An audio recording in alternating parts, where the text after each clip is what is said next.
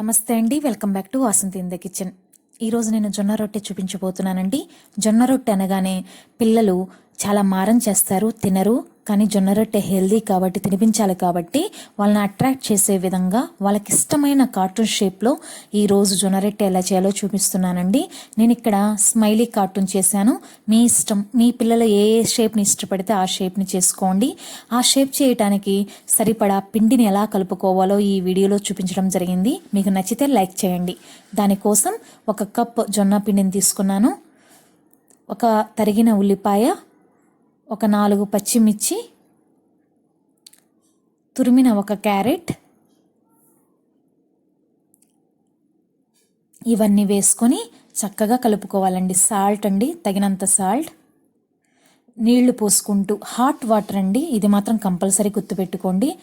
జొన్నపిండి కాబట్టి జిగురుండదు, హాట్ వాటర్తో కలుపుకోవాలి. ఆ హాట్ వాటర్ పోసుకుంటూ చక్కగా కలుపుకోవాలి. పిండి మరీ చపాతీ పిండిలా కాదండి, కొంచెం లూజుగా ఉండాలి. మన గారెల పిండి లాగా ఉండాలండి. మరీ టైట్గా మరీ లూజ్గా లేకుండా మన గారెల పిండిలాగా ఉండాలి, మన పకోడీ పిండిలాగా. అలా చేసి పెట్టుకున్నాను. తర్వాత ఒక ప్యాన్ తీసుకోండి. నార్మల్ ప్యాన్ అయినా పర్లేదు, తవా అయినా పర్లేదు, నాన్ స్టిక్ అయినా పర్లేదు. దానికి ఆయిల్ అప్లై చేయండి. పిల్లలకైతే బటర్ అప్లై చేయండి. తర్వాత మన జొన్న ముద్దని తీసుకొని చక్కగా స్ప్రెడ్ చేసుకోవాలి. కొంచెం పలచగానే చేసుకోండి, రుచిగా ఉంటుంది.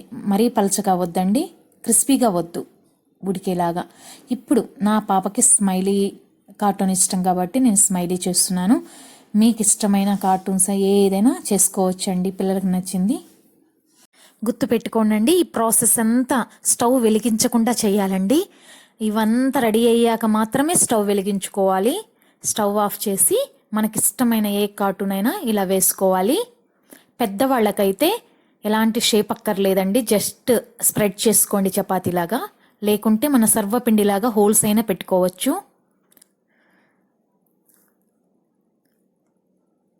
తర్వాత మొత్తం పూర్తయ్యాక చూడండి ఎంత అందంగా ఉందో. అలా మీకు నచ్చిన షేప్లో వేయండి, పిల్లలు చాలా ఇష్టంగా తింటారు. ఇప్పుడు స్టవ్ ఆన్ చేయండి. ఆయిల్ వేసుకొని ఆ హోల్స్లో వేస్తే ఆయిల్ బాగుంటుంది అనమాట. పిల్లలకైతే బటర్ కానీ గీ కానీ వేయండి. నేనైతే ఆయిల్ వేస్తున్నాను. తర్వాత సిమ్ చేసి లిడ్ బోర్లించి చక్కగా కాల్చుకోవాలి.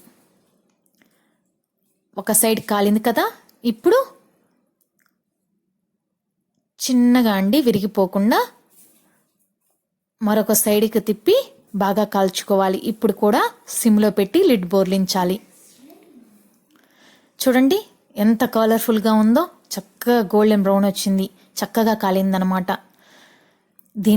ఈ రుచి ఇంకా పెరగడానికి నేను ఇక్కడ ఒక పెరుగు చట్నీ చూపిస్తున్నానండి. ఇది కరెక్ట్ కాంబినేషన్ అండి, అద్దరిపోతుంది. దానికోసం పెరుగుని తీసుకోవాలి. ఒక 1 or 2 minutes బాగా బీట్ చేయాలి.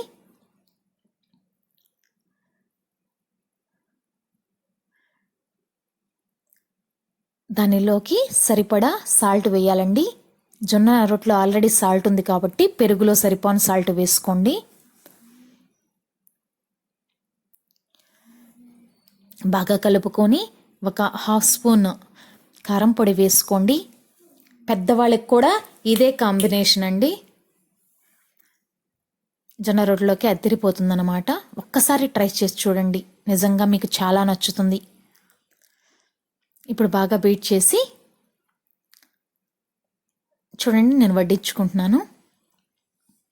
ఇప్పుడు ఈ జొన్న రొట్టెని ఈ పెరుగులో ముంచుకొని ఉల్లిపాయ నంచుకొని తింటే అద్దరిపోతుంది. మా పాపకి ఎంతో ఎంతో ఇష్టం. మా పాపతో పాటు మా ఫ్యామిలీ అందరికీ చాలా ఇష్టం.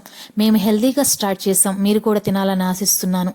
ఈ వీడియో నచ్చితే లైక్ చేయండి, షేర్ చేయండి.